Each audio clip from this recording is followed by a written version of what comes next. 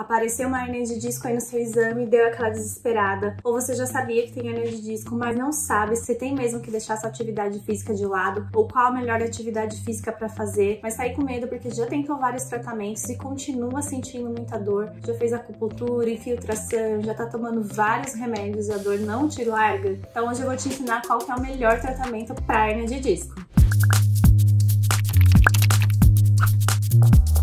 Olá, eu sou a Lê Pellegrini, eu sou fisioterapeuta especialista em coluna e esse canal é feito para você que não aguenta mais fazer um monte de sessão de fisioterapia e continuar com dor. Então aqui eu vou te ensinar como tratar, como prevenir, quais são os melhores tratamentos, qual é o melhor caminho para você seguir para ficar livre de uma vez por todas das dor nas costas. Então vamos começar do começo. Você já sabe o que é, afinal de contas, essa abençoada hernia de disco? Então eu vou te explicar. Essa parte aqui é o osso, né? Então essa parte de trás aqui, ó, é realmente aqui atrás onde a gente consegue tocar e essa parte aqui, ó, é na frente. Então, na nossa coluna, nossos ossos está posicionado desta forma, tá? Aqui em amarelo, essa parte aqui de cima é a medula e aqui do lado é onde sai os nervos. Por isso que é muito comum ter essa dor em choque, essa ardência, essa queimação, é quando esse conteúdo aqui ele tá comprimido. Aqui no meio a gente tem o disco vertebral e ele é bem molinho, ele serve mesmo como um amortecedor. Então ele te ajuda a posicionar, a descarregar o peso no corpo de formas equivalentes, de formas que não prejudiquem. Na hernia de disco, por alguma razão, esse conteúdo daqui do disco, ele vai geralmente, na maioria das vezes, para trás. Então aí ele forma aqui, ó, essa bolinha, essa parte aqui é a hernia de disco, que significa que ele saiu o conteúdo dele aqui do centro e ele veio para cá. O que acontece aqui, ó? A gente tem uma lesão, a gente chama que ocupa muito espaço aqui e ele pode sim fazer a compressão aqui do nervo. Então, essa é a hernia de disco, essa é a definição de hernia de disco. É quando esse conteúdo do disco vertebral, ele vai para fora do lugar que ele devia ir, né, digamos assim, em termos leigos. Na maioria dos casos ele vai para trás. Por que para trás? Porque, como eu expliquei para vocês, tá aqui assim, ó, dessa forma, e a gente faz muito movimento para frente, assim, né? Então fica muito tempo sentado assim, pega peso. São posições, são os hábitos da nossa vida que eles levam a gente fazer mais esse movimento anterior. Por isso que as hérnias de discos, elas são, na maioria das vezes, posterior, aqui nessa parte de trás, como eu acabei de explicar. Então é muito importante a gente saber primeiro do que a gente está falando para saber se realmente é um bicho de 7 cabeças ou não. Então calma, a primeira parte era saber o que é uma hernia de disco. Espero que tenha ficado claro. Então, como eu expliquei, pode haver a compressão ali, esse conteúdo, né, que saiu do disco e foi lá para trás, ele pode comprimir o nervo. E aí, o que a gente tem de consequências em relação a isso? Muita dormência, pode sentir muito formigamento, pode sentir até um certo tipo de ardência também, que pode ser tanto local ali na região da lombar ou da cervical, mas na maioria das vezes a pessoa não sente dor ali na região da coluna, sente mais ao longo, assim, por exemplo, da perna ou do braço e não na coluna propriamente dito. Mas, como eu falei já em algum vídeo por aqui, é muito comum que quem tem dor nas costas não tenha um histórico de trauma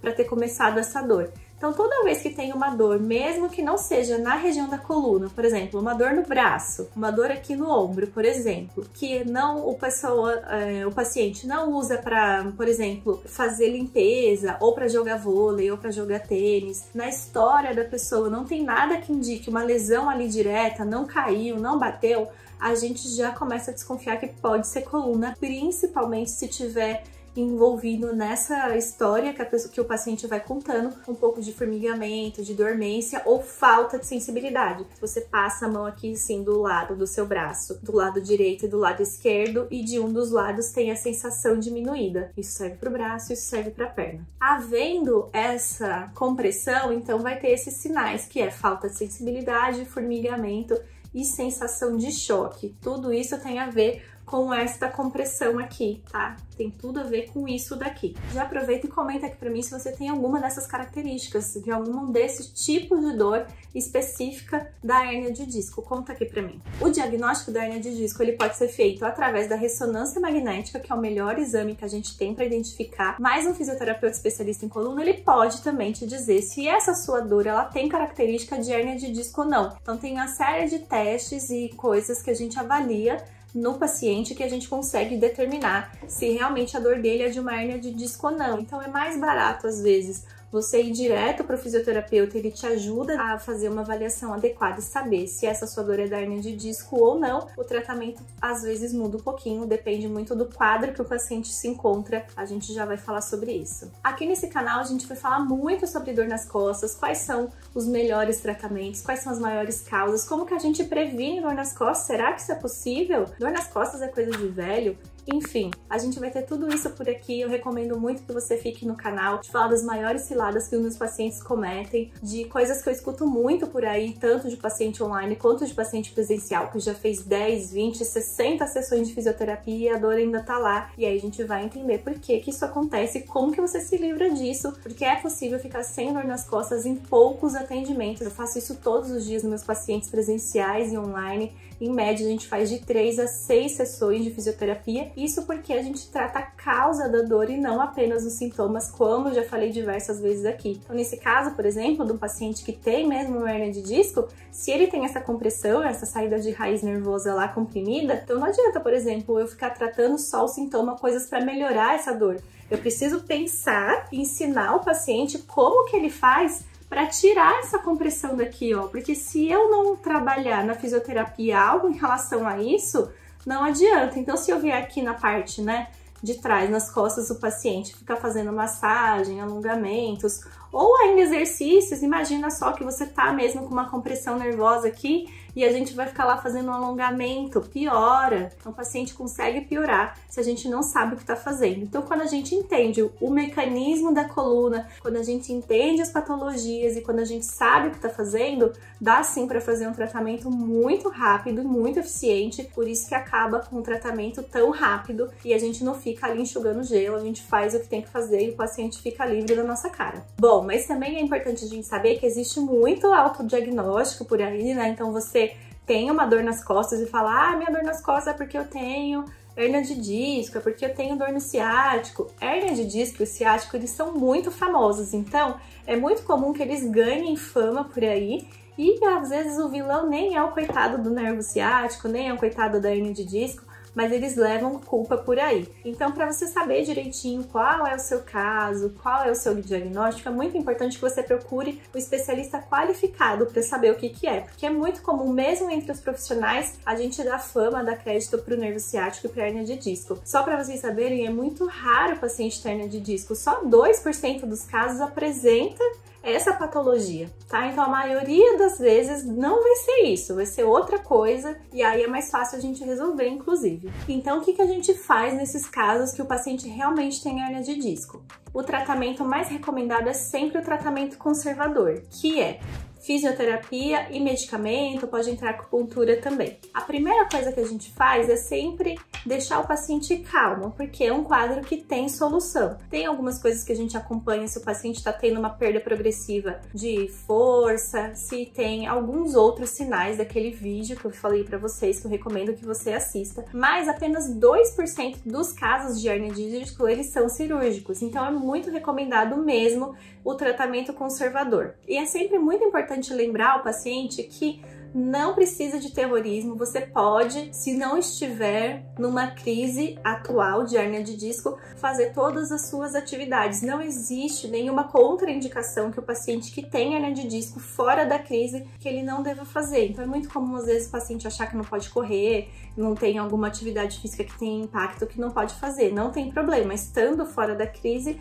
não tem problema, pode fazer. Se você está em crise agora de uma hérnia de disco, o recomendado recomendado é que, na medida do possível, você se mantenha ativo. Não tô falando para você fazer uma atividade física se você estiver em crise agora, mas em casa evite o repouso, faça atividades que você conseguir, então vai até a cozinha, vá até a varanda, dê uma volta. O máximo de atividade que você conseguir manter no seu dia vai ter um prognóstico melhor para você no futuro muito breve. Então, o melhor tratamento é sempre esse, que busca algo que o paciente tire a causa da dor dele lá, como eu expliquei aqui. Então, alguma coisa que faça essa descompressão desse nervo, alguma orientação de exercício específico para você e específico para sua coluna. Passado esse momento que o paciente recebe a notícia e ele entende o que é a doença dele, quais são as coisas que ele deve tomar cuidado para fazer, então a gente começa já fazendo a parte propriamente dita da fisioterapia. Isso também é tarefa do fisioterapeuta te orientar sobre as coisas que você pode ou não pode fazer especificamente no seu caso. E aí a gente entra com a fisioterapia qualificada, que eu expliquei, que é essa fisioterapia que vai te ajudar a pensar em coisas para tirar essa compressão aqui do nervo. Então lembra,